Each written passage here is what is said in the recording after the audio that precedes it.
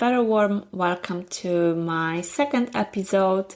Those who have joined me today for the first time, my name is Kinga and I write blogs, books and stories, and I decided to record a podcast to tell you my stories in a verbal form. So I hope you will enjoy it. The second story will be a little bit similar to the first one. We keep the theme of a creative soul. We keep the theme of an artist and someone else. So last time the artist met the traveler. Today the artist meet the critic. So how did I come up with this story? So when I first wrote my first book, it was a little bit like a candy floss, so sweet and sticky, sweet from the achievement, sticky from the imperfectness and the internal and the external critics I faced. I was very proud of my Dreamford story, which was a book about living and working with purpose, a parable where two farmers faced a freeze on their farms and they had to find ways to recover. So when I first wrote this book, I shared it with everyone. I was super proud of the achievement. Some people clapped their hands just to acknowledge the work that had been done, and some, despite not doing much beyond the minimum required in life, had most to say about what a story should be like and how it should be written. And then it was so funny to discover the split. Those who have never done anything creative picked one word or sentence to criticize for the sake of it. Then some people who work the hardest on creating their own plans and goals said, "Oh wow, it takes courage to do something out of nothing." So this really inspired me to write this little story about the artist and the critic, and I dedicate it to all beautiful creative souls out there. Long ago, on a very cold day when the white mists were covering the meadows and the rivers were steaming, almost as they were giving their souls to the air, to the village of good people came a woman. She was indeed of a fit body with long golden hair and red-tinged cheeks, but her eyes were cold, and the children of the village ran back home when they saw her, not wanting to take the sweets that she was offering. As she was walking through the village, she saw the artist in her beautiful garden. The plants and herbs were all covered in frost that morning. Oh, the artist knew that woman very well from legends and stories that were told by the village elders. She was named the Critic Lady, and she walked around the world curious about other people's creations. As she came to the artist's garden, she walked inside. The artist had not invited her, but she was so kind that she did not close her gates to her. The artist came out of her home to meet the critic in the garden. The critic looked around her and said, "I have seen more beautiful gardens in other worlds. You don't seem to care much, do you?" And the artist responded with a smirk on her face. "So, tell me, what do you like?" So the critic said, "You know, I like when it's done better, prettier, more sophisticated, when it says something, when it teaches something, when you can admire it. Then my golden hair keeps growing. When I look at your garden, I see it empty, ugly, not enough for me." The artist replied, "So, show me your work. Show me how you act, how you sing, how you write, how you build things from nothing, how you create, how you build beautiful gardens. Show me the process, the thought, the inspiration, the love you put in, the work you do. Show me your supporters, your teachers, your masters. Show me the perfection." So the critic said, "Sure, I will. Let me go and find you all you mentioned. I'll prove to you what I mean. And I'll come back and I'll show you." And so she left the artist's garden and kept walking around the world, looking to show the artist the perfection she thought she had inside her. The artist waited patiently, created more, planted more, worked more on her garden, painted more, just as she felt like, used all the moments and hours and days and years to create more, learn more, do more, try more. One day, when she was tired and old, the artist died. Nothing special here, humans do die. On her last day on earth, when she knew the time was coming, she thought, let me go now. I'm leaving my world in peace. Before she went to her final sleep, her eyes were calm and content. She looked through all her art and garden she had created and remembered the day when she met the critic lady. She thought in that moment, that person, not a friend but somehow a follower with all the opinions and knowledge that the world had, and she kept it to herself. I wonder where she got lost. I remember years ago the conversation we had, her mouth full of words, face full of young wrinkles, shoulders hunched over from bitterness.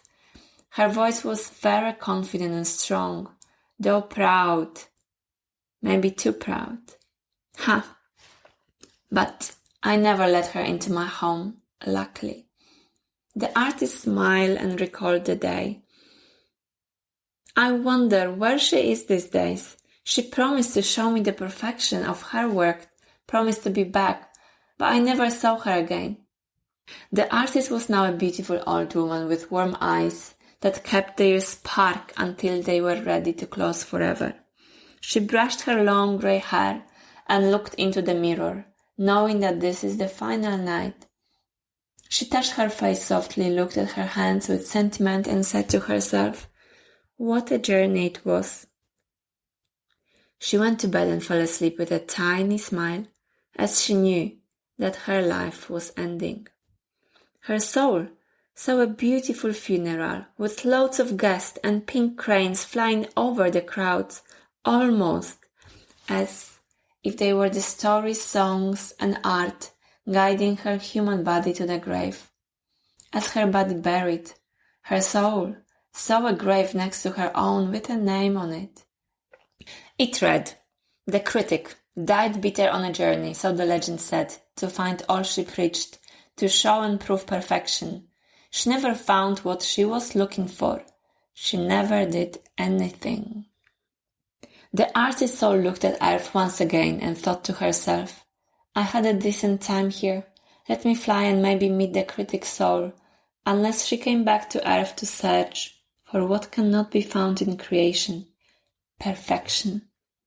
The scorching sun came to Earth and took the beautiful artist's soul to the rainbow to rest for a while.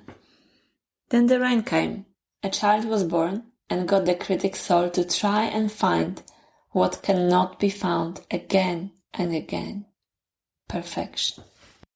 So there are a few concepts in this very, very short story. The very first concept is who is the artist and who is the critic. So the critic could be an external force. It could be an internal critic that you as the creative soul is facing. So what do you do when you get that, when you face the externals or the internal? So what did the artist do? She knew who this person is. She knew from the stories and the legends. And so you know as well. You know we have the internal critic, the external critic. So she says, okay, I'll let her into my garden. I'll speak to her. Fine, let me not reject her fully. But what she also does, the creative lady in the story, the artist, she says, I will let you into my garden, but not into my home.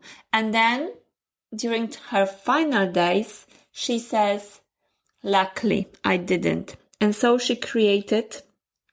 And so the critic never got back. She faced her. So what you have to do when you're facing the external or internal critic is exactly to do what the artist did. Show me what have you done? Show me your creations. Show me what have you done. If it's the internal critic, then again, sit in front of the mirror and say, okay, you're so smart to criticize me. Show me what have you done? What the critical side of me have done. Okay?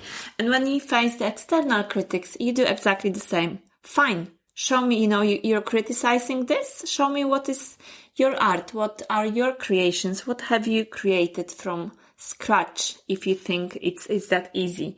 So the artist faces the critic in that way. She looks into her cold eyes and says proudly of who she is. Okay, fine. Show me who you are. And this is exactly the first thing that you have to do when you face your critics. Another part of the beginning of the story is that coming back to this garden and the home concept. So what is your home? When the artist decided not to let the critic into her home, what does it mean? So it means don't let them into your heart. Don't let them into the deepest part of you, because this is the part that creates and wants to move forward. And this is the part that you have to protect from internal and the external critics. Remember that. And then another concept that I want to catch your attention to is the golden hair, the proud golden hair that fit the critic lady. So what is the pride?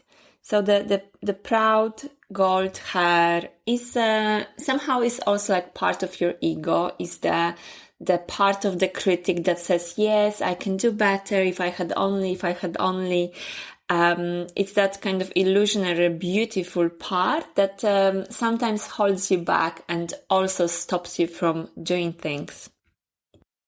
Another way how you can see the gold hair of the critic is that the gold hair is that shiny illusion that you fall into, and that is also here the part of the critic lady, the part that can hold you back. So the moment when you think, oh, if I had only, had a better recording for this podcast, then I could do better. Or if I had only learned a little bit more, I'll wait until then and I won't do this.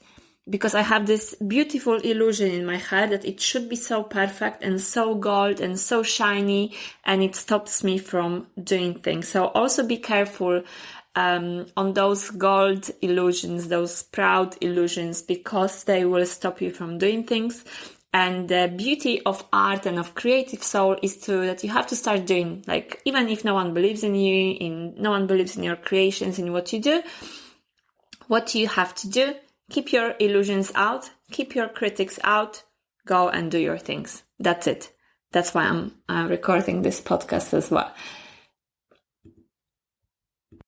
So what happens next in the story? It's a very short story with, as mentioned, few concepts that I wanted to bring to your attention. So then the years pass and the artist keeps doing her beautiful creations. She keeps doing her garden. And here, what I mean by garden is potentially your skills, something that you are improving, that you want to better, something that is taking care of you. And I brought the concept of the garden and what that means, and finding the friendly gardens in the earlier story in the podcast number 1, the artist and the traveler, but not diverting from the stories from today. So the years have passed, and I brought another concept here that, one day we will all die, whether we do things or whether we don't. So what happens here? I brought this artist lady into the story with her calm eyes. She's content. She has no regrets. She loved her life. She loved her creations. Now she knows it's the time to go. And she has no regrets.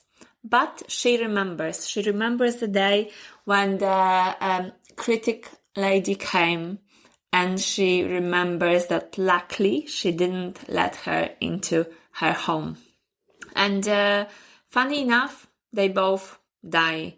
The beautiful artist lady dies with her calm grey hair, and the golden hair lady, she's also there. That is a reminder that one day we will all be there. This is not to discourage you, but potentially, when the day comes, you want to be that calm lady saying, I've done my bit. I'm happy to go now. So I also brought the concept of death to this story to show you that and remind you what the artist lady said to the critic. Go, find the perfection, come and show me. And what happens? Nothing happened. She never got back. They both died. And she never got back to show the artist the perfection, because it doesn't exist. You can always do better. You can criticize more. But the story goes that you will not find the perfection. And all you have left is the regret.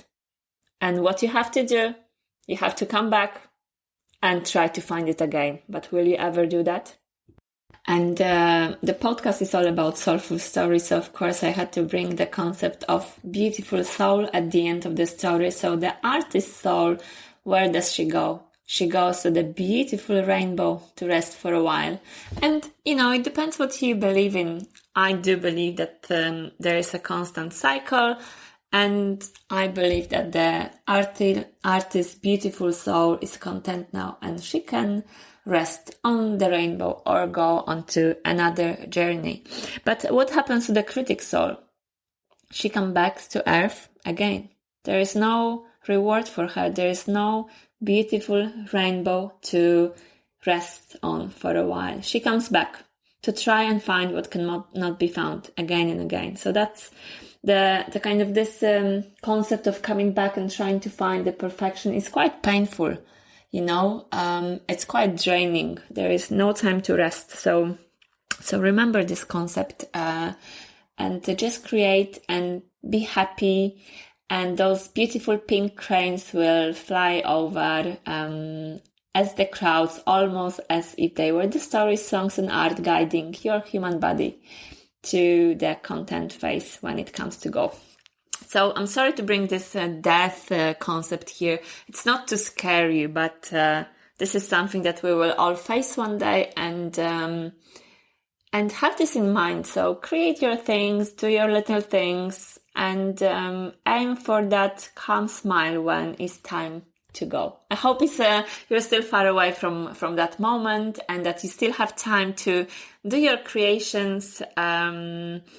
Send the critics a lady to I don't know, on a journey to find her perfection, but you stick to yourself and you follow your heart and keep your creative soul growing and creating, because that is its purpose. If you got that creation as part of you, you better use it. So thanks for today. I hope this little story again has given you a few sparks and a few smiles on your face. There will be more stories coming up, and if you enjoyed it, there is a transcript actually on my blog page. Please do care to share. I appreciate it, since it's my second episode, so I hope more and more people can hear, especially if they are those creative souls. Thank you, and speak to you later.